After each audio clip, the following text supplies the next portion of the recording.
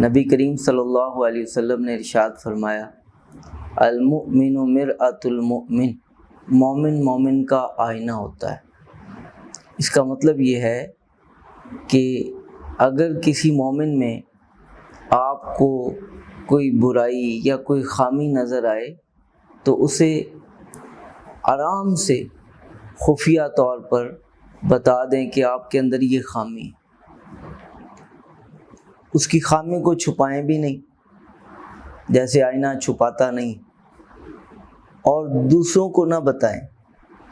جیسے آئینہ آپ کے چہرے کے اوپر یا آپ کے لباس کے اوپر لگا ہوا عیب کسی اور کو نہیں بتاتا بلکہ آپ ہی کو بتاتا ہے۔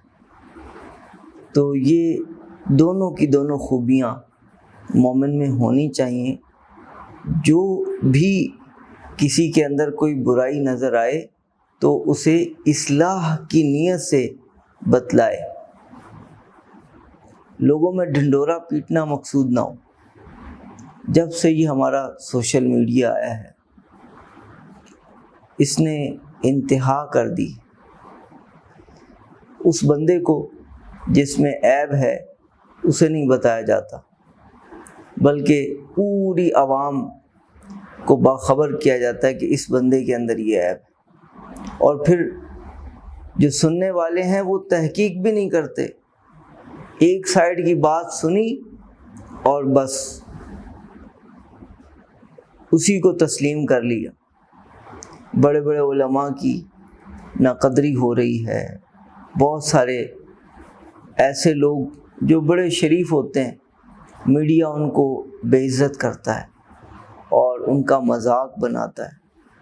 اگرچہ برے لوگ بھی سامنے آتے ہیں اور ان کے ساتھ جو کچھ ہوتا ہے وہ اس کے مستحق ہوتے ہیں، لیکن بہت سارے لوگ جو بڑے اچھے ہوتے ہیں ان کے ساتھ بہت برا سلوک کیا جا رہا ہوتا ہے۔ اگر کوئی برا بھی ہے تو اسے توبہ کی دعوت دینی چاہیے، اور جو قصور اس کا بنتا ہے اسے اس قصور کی سزا ملنی چاہیے، نہ یہ کہ اسے پورے معاشرے کے اندر ذلیل و رسوا کر دیا جائے۔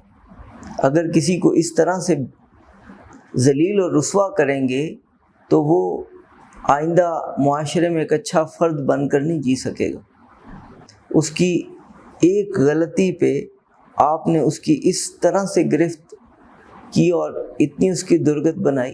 نبی کریم صلی اللہ علیہ وسلم کے پاس جب لوگ گناہ کر کے آتے تھے تو آپ صلی اللہ علیہ وسلم انہیں توبہ کی دعوت دیتے تھے اور انہیں یہ سمجھاتے تھے کہ اگر تم نے اس کے مقابلے میں نیکیاں کر لیں تو تمہاری نیکیاں تمہارے گناہوں کو مٹا دیں گی۔ اور بعض اوقات جب کوئی قصور بڑا ہوتا تھا تو آپ صلی اللہ علیہ وسلم اس کی سزا دیتے تھے۔ لوگوں میں آپ صلی اللہ علیہ وسلم اس معاملے کو مشہور کرنے کو اچھا نہیں سمجھتے تھے۔